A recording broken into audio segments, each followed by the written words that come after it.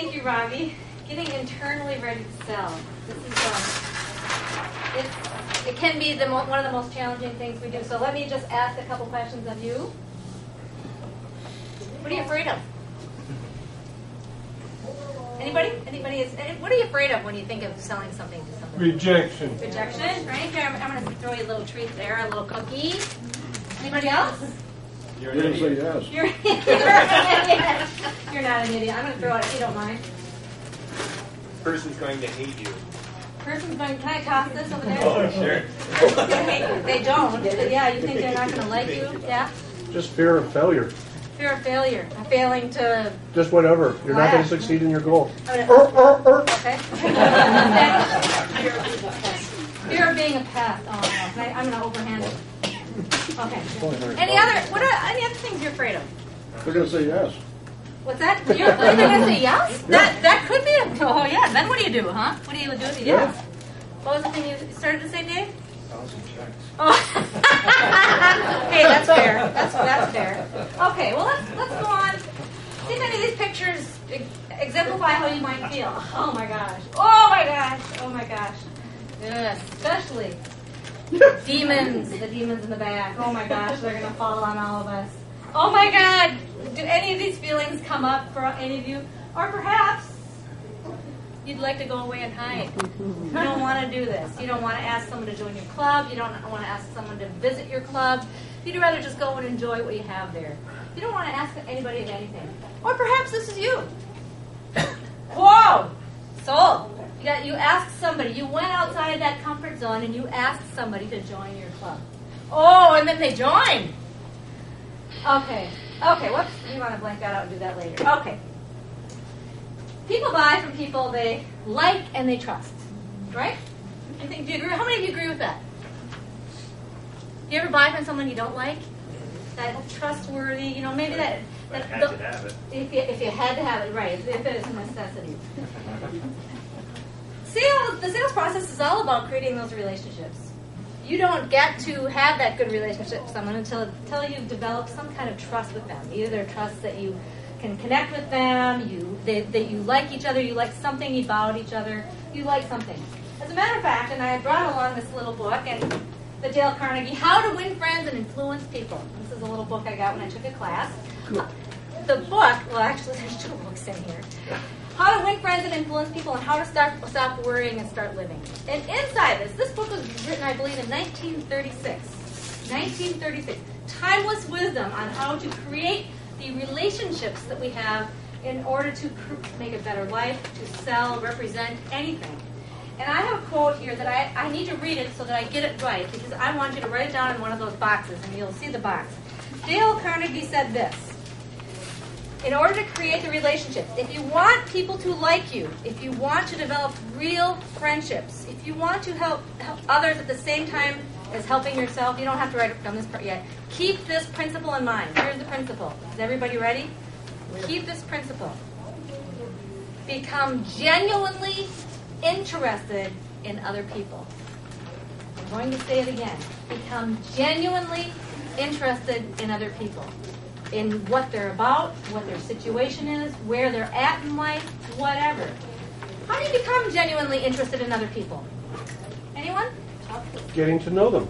How do you get to know them? Ask questions. Ask questions. Listen to them. Respond to their questions. Respond to their questions. Excellent. Observe their area. Observe their area around them. Like in their office, they have pictures of kids, of wives. Yeah. Oh my gosh, I've been to the Coliseum. Connect with them. Turn off your own noise. Oh my gosh, that's an excellent message. We're going to get into listening in a little bit. Get those distractions out of the way. Show empathy. Empathy. Some of the things that Robbie talked about today. Sometimes we're so intent on selling them something that we don't really pay attention to their gestures, their mannerisms. Yeah. What's the look in their face when you're talking to them. Exactly. Okay, Mike? It helps to be a person who actually likes people. Right. I mean, some people care about themselves. They don't really like other people, and they may be in the wrong line of work. But They may be. Now, I submit that that's a choice for most people. For most people, it's a choice. And I also believe that's not true of anybody in this room. But sometimes we're so caught up with our own noise. I think Sean said that. Our own issues. Even the extroverts out there are so caught up with so many different things, we forget to connect with people, to stop and take that moment, to stop and have some eye contact, to stop and see someone for the first time. So people buy from people they like and the people they trust. How to develop trustworthiness? Tell them the truth. Tell them the truth. Do what you say. Do what you say. I said be honest, which is Be honest. Right. Be a living example. So be trustworthy. So Robbie, if I could give you this, and then go on to our next. Many of you said this just a moment ago, but how do you get to know people? Talk to them. Ask them questions. And I put in fine print at the bottom, at the very bottom of this, and I'm not sure you can see it, so I'm going to read it out loud. Please resist. Please, please, please resist telling. Now, it didn't happen in any of the clubs you belong to or that I belong to, but I have heard this happen. Little scenario. Some guest walks into a Toastmaster club, and they're interested. And a very eager Toastmaster walks up to them and says, gosh, our club, you join our club and you get to give a speech next week, and we have 10 speeches and a manual, and then there's advanced manuals, and then there's a leadership program, and then you can be a club officer. And if you're really lucky, you can be a club officer right now. And then next year, and then you can be the district governor. And you know what? It's a great experience. What do you think? Well, that would be overwhelming for even the least among us. Okay, ask good questions. And then I've given you a list of some questions there. They may or may not work for you. They're geared to maybe ask out of your own true self. So when you are trying to get to know someone, trying to understand about them, resist telling about yourself and about the club until you understand where their situation is. Someone walking into the door for anything, whether it's a Toastmaster club or if you're meeting someone for the very first time, people want to talk about themselves. They might not be so eager to talk on a very personal level, so you'll have to level your questions. Maybe you don't ask about their family life right away, but ask good questions, open-ended questions. A couple of people give me a couple of suggestions, and it can be something I've written there or not, a couple of suggestions of questions you might ask to get to know someone or understand what their needs are. What's your name? What's your name? That's a basic. You've already got a cookie, Frank, so I'm not going to give you one. One other question. Phone number. I want an open-ended question. I like an open-ended question. what are you looking to gain from joining Toastmasters? Excellent. Can I throw you up? I don't want to hit it. One other question, Mike. So what do you know about Toastmasters? What have you heard about it? What have you heard? I'm going to take this over there. One more question. AC? Where did you go to school? And you know what you're doing there, right? AC, you're creating a connection there, aren't you? Perhaps. So really, ask the good questions and resist telling so much right off the bat. People aren't looking for so much information. They want to hear what you have fits their needs. And this leads me on to my final point. Listening. A number of you said that already. So once you've asked that question and once you've posed it out there, make a choice to listen. Now I put, sunbursts next to this guy's ears, and I'm no artist. At least I'm no trained artist.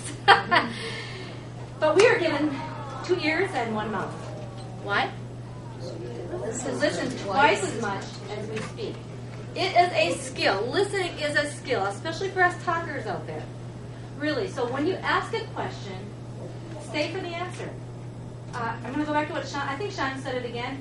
Get rid of the noise that's out there. Get rid of the judgments. Listen to their answer. Why did they walk in the door? What are their issues? What are their needs? What are they looking to gain? What's going to be helpful for them here? So listen twice as much as you speak. Don't have your next question ready. And don't have your next question ready before they've answered that question. That's right. So we are given 2 ears and 1 mouth to listen twice as much as we speak. Now, I don't know about any of you. I don't like to hear the word no. How many of you like to hear the word no when you're selling anything? When you ask someone to join your club. When you ask someone to be take this down. When you ask someone to be a club officer, no. When you ask them to be an area governor, no. When you ask anything. How many of you like that no? You do like it. I'm not sure why you like it. But I like to know because that they're being honest, and I can now find out why they want to say no. and I can turn them around. Okay, well, If they say yes and really don't want to, then I'm chasing them after that. precisely. Okay, so Ko Chang, our master at the no, she taught me something when we were meeting to work on our presentation, and Ko has some messages for you to help overcome those obstacles and make them, well, we'll see. Yeah, so please welcome Ko Chang.